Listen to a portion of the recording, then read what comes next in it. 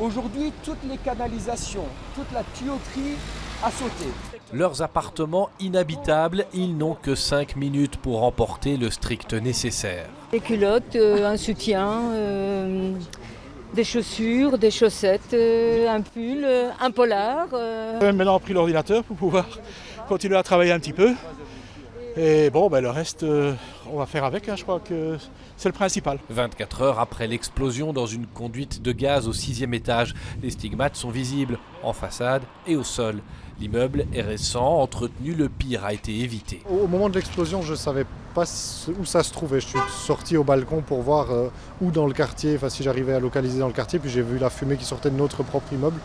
Donc voilà, on s'est dit qu'il fallait rapidement sortir. Place maintenant aux professionnels, notamment des ingénieurs, pour vérifier l'état du bâtiment et réparer tout ce qui doit l'être. L'explosion a déclenché également une petite inondation, une fuite d'eau. Fuite d'eau qui a créé une inondation au niveau du -1 et au -1 se trouvent les cabines techniques où se trouvent également les compteurs d'électricité. Après les pompiers, hier, c'est le syndic qui gère l'urgence, donne des nouvelles, pas toujours celles espérées.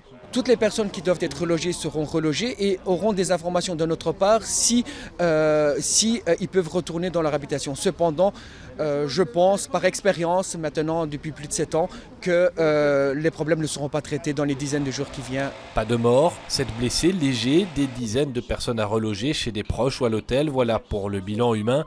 Le bilan matériel de l'explosion doit encore être finalisé.